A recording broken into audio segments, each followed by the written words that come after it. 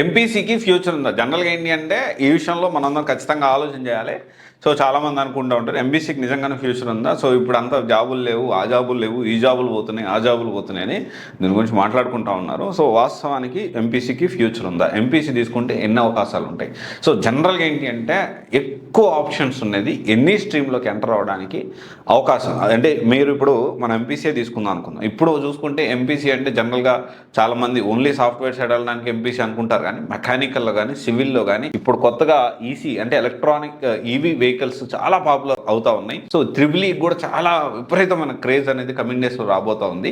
దీంతో పాటు కొత్త కోర్సెస్ చాలా వచ్చాయి. ఎలాంటి అంటే సో ఇంజనీరింగ్ లో డేటా సైన్స్ కోర్స్ ఉంది, ఇంజనీరింగ్ లో కాదు డిగ్రీలో కూడా డేటా సైన్స్ కోర్స్ వచ్చింది, ఆర్టిఫిషియల్ ఇంటెలిజెన్స్ కోర్స్ వచ్చింది, సైబర్ సెక్యూరిటీ కోర్స్ వచ్చింది. చాలా తక్కువ మందికి తెలుసు. మెకట్రానిక్స్ అని ఒకటి ఉంది, మెకానికల్ ఎలక్ట్రానిక్స్ రెండు కలిపి ఉంటుంది, చాలా తక్కువ సీట్స్ ఉన్నాయి, బట్ స్టిల్ మెకట్రానిక్స్ అనే కోర్స్ ఉంది, చాలా వైవిధ్యంగా ఉంది. సో ఎంపీసీకి ఇండియాలోనే కాదు అవుట్ సైడ్ ఇండియా ఎక్కడ చూసుకున్నా కానీ ఎంపీసీకి ఉన్నంత డిమాండ్, దానికి ఉన్నంత క్రేజ్ దేనికి లేదు, దాంట్లో డౌట్ లేదు.